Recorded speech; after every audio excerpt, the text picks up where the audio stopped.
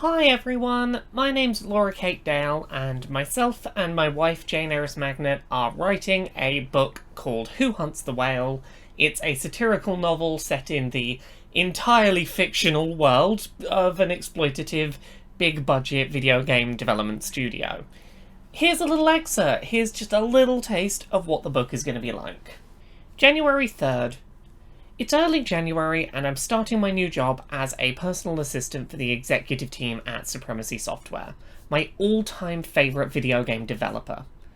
I grew up playing their annual video game releases, dreaming of the day that I could in some small way be a part of helping bring their video games into the world.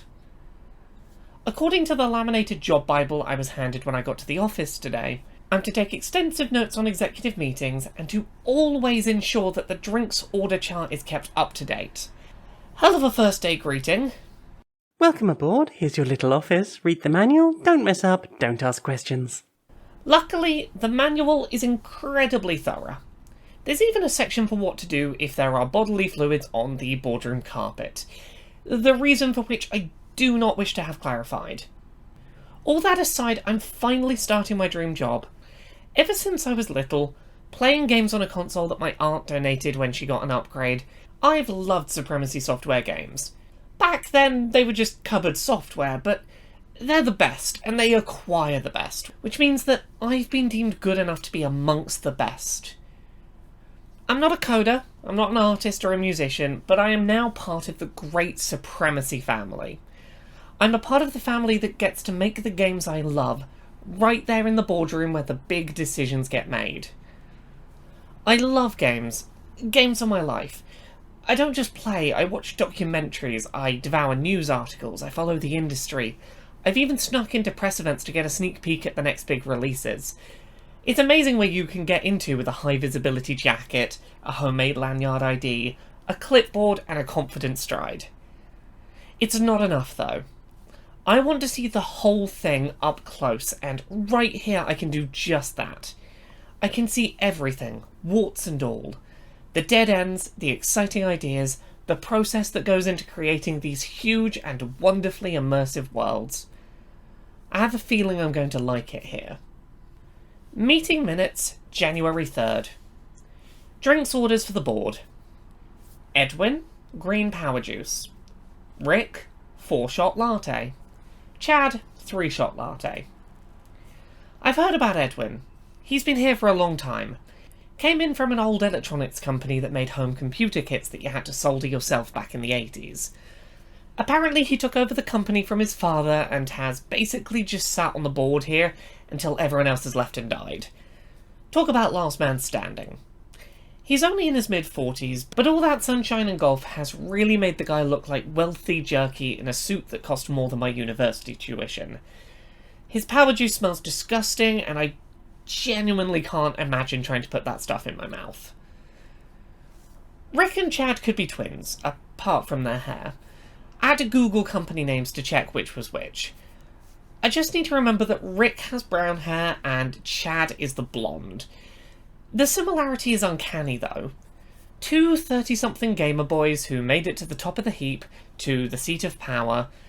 When they talk, they almost blend together. A whirlwind of high-power enthusiasm, go-getting, and confidence.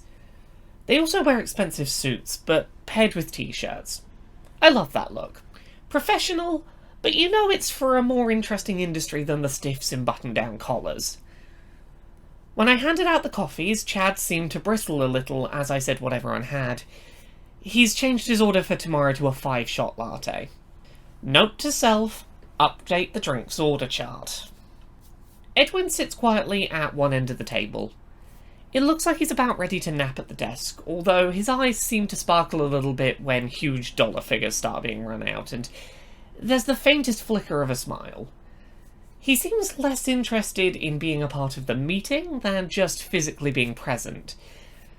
Maybe he's just not a numbers guy. I'm sure he's not just being paid to do nothing here, and hell, at this point he probably doesn't even need to worry about the figures, just making the big decisions about where to steer this ship next.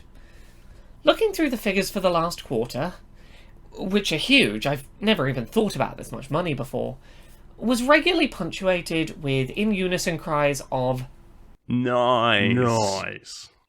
and the odd high five. I couldn't really tell what all the paperwork meant, but there was a lot of graphs showing massive growth and huge numbers of dollars, each more immense than the last. Either way, Chad was happy to see, Numbers go up. with Rick chiming in that Exponential growth is the only kind of growth that matters. he told me to write that down. Very important. I've not seen three boys act like that around paperwork since that time my cousins and I found a dirty magazine in the woods while we were out riding our bikes. Chuckling and cheering and looking so darn pleased with themselves. At this point in the meeting, the topic of conversation moved on to bonuses. No discussion was had of overall staff bonuses for the bulk of the development team. I'm guessing that must have happened before Christmas, after the last game shipped. Waiting for the New Year's financial results to sort their own bonuses rather than taking them when the rest of the staff did? Classy move. Apparently last year they... Settle for 5 mil each. But since Numbers did go up. Chad was proposing a double. The next few minutes were like watching a bizarre auction where they tried to outbid each other for their own worth, batting numbers around that I've never even dreamed about before. At last they agreed on $15 million each because Executive bonuses suggest company health. $15 million. $15 million each. If that's what they were looking at up top, who knows what I'll be in line for next year. Heck, even 1% of that would be life-changing. See, this is the really pumping action inside game development that you don't get to see in the documentaries or the news articles. The only figures they really cover up there are when X is the biggest selling game of the year, Y is the fastest selling game of all time. I suppose people say it's rude to talk about pay. My dad always used to say that anyway. Note to self, ask the dev team how much they got paid last year in bonuses. It's got to be pretty staggering. After all, they did do all the hard work. Next item, Chad raised the question about what we should be working on this year. This is the good bit. The bit I've been waiting for. I'm going to know what's happening before any other human on the planet. Not even the jerks on the forums will know before me. No, My uncle works at Supremacy Software and he says, I know first, and more importantly, know accurately.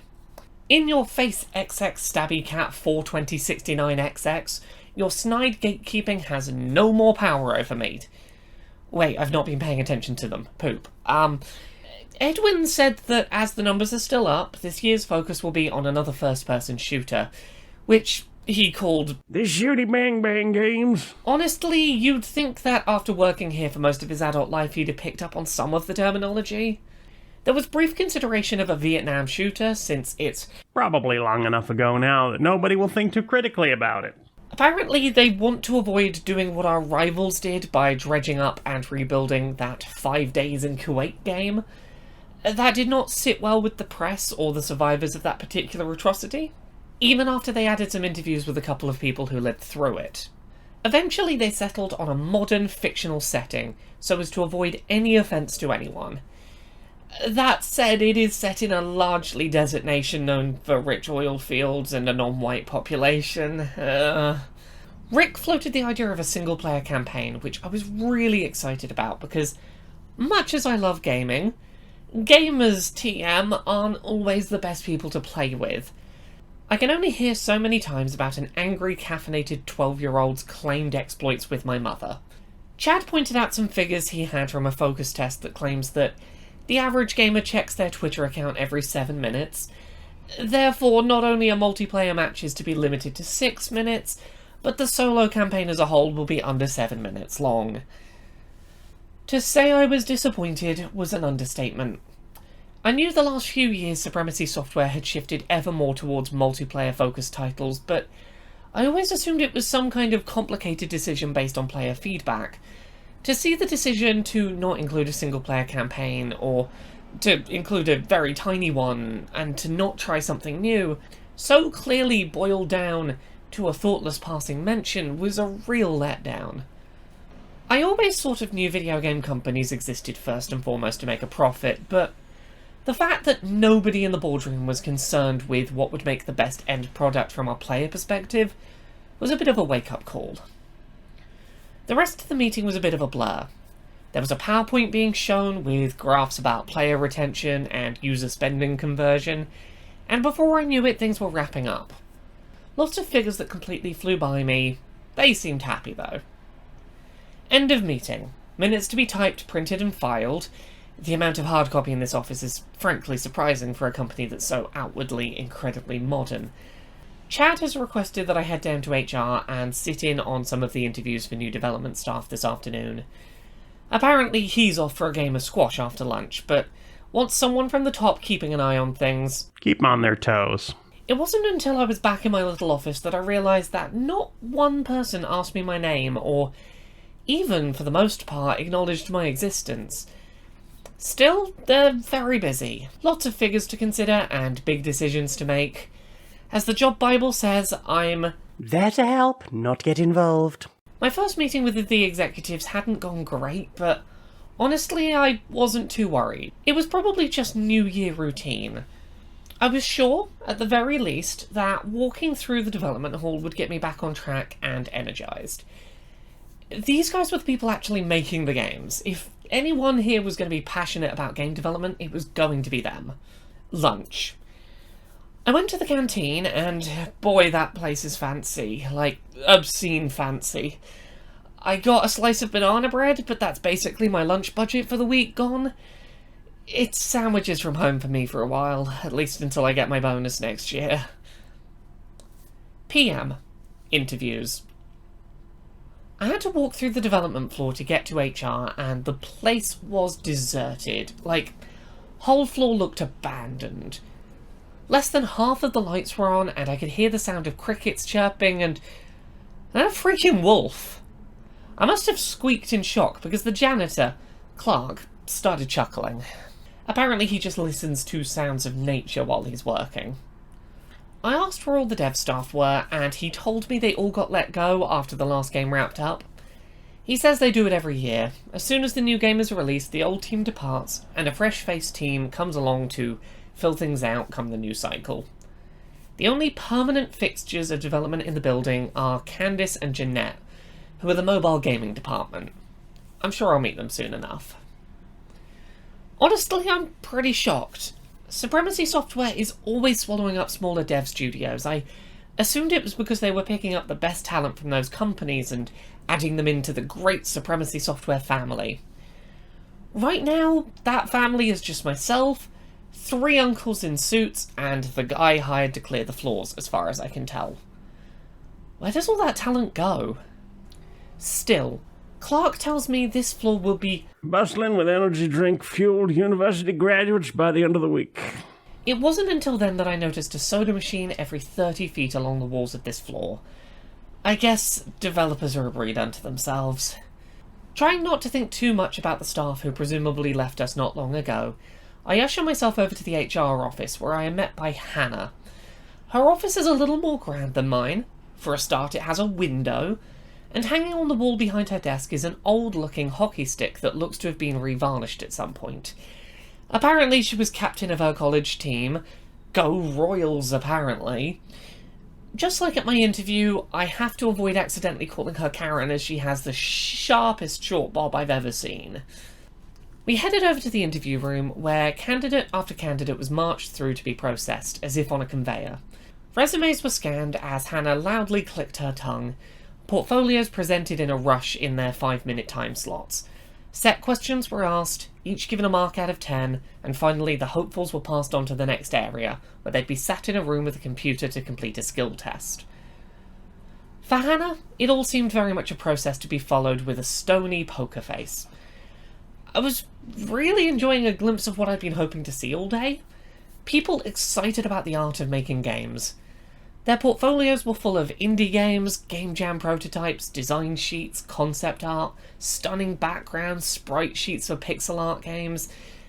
These kids reminded me of how I'd felt just this morning, optimistic about getting to be a part of making things they love. They were desperate for their break into the industry and ready to commit themselves wholeheartedly to making the best video games they could. Coders came through talking about how they turned down corporate web development jobs with much higher paychecks to follow the dream of doing something they really loved as a career. Incredible 3D artists spoke of walking away from movie studios for their shot here with us. A few showed off tattoos I recognised from some of the company's biggest titles of yesteryear. It was a parade of youngsters eager to be part of the magic, part of the family. However, there's one interview that stood out to me above all the others. It was late in the day. Hannah was clearly a bit done with the whole process, ready to head home and unwind from this intense parade. A young woman came in, determination on her face rather than excitement. She laid out her resume. Years of experience across multiple studios and a track record of solid results. I've played a good chunk of these games myself. Before HR can so much as suggest a starting salary, she chimes in. I know your starting salary is below industry standards. Here's what you should be paying a new starter, much less someone with my experience in the industry. Bold. Hannah responds, That's not what we pay here. Don't you want to be part of making the greatest games in the world? Not if you don't plan to play me properly. If you really lived games, you'd be willing to work based on your own passion. We don't want anyone who's just here for a paycheck. Tell that to the CEOs. I bet they're not working for minimum wage for the love of games. Honestly, I was feeling massive respect for this woman. She knows what she's worth and ready to demand it. Our head of HR, however, was clearly not as awed as I was, since she just responded that, We're not hiring for CEOs. and that, Excitable kids have been banging down our door for a chance to be part of our family. which certainly seems to have been the case. With that, the interviewee thanked us, stood up, and left, head held high. I think that woman's my new hero. I've never seen such confidence in the face of a decent paycheck. Very few others even mentioned money. They were mostly just excited to be in the building. One especially so. He had no qualifications, nothing in his portfolio, just a clean shirt and a tie with a sigil of 7 pattern from the game Ex Diabolica. He just kept saying how he'd be happy with any role as long as he could be part of the team making his favourite titles. His enthusiasm certainly was contagious. Well, not to Hannah. She sat as impassive as always, just reading out the set of questions and marking a score. Though, I noticed he wasn't passed through to sit the exam part of the interview. I saw a lot of excited faces today. Lots of young people eager to live the dream, to be part of the family. I really hope to see them on the development floor soon. This place could do with that level of enthusiasm about the games, rather than just the bonuses. Who Hunts the Whale is available now to pre-order on Unbound. You can pick up a signed copy of the book, an ebook copy, a Skype call with me and my wife who have written the book together, or a bunch of promotional tat related to the fictional video game studio. If you search Who Hunts the Whale and Unbound, you will find the book. You can even get signed copies of my old books bundled in with signed copies of this new book. Thank you for taking some time to pay a little bit of attention to the thing I'm working on.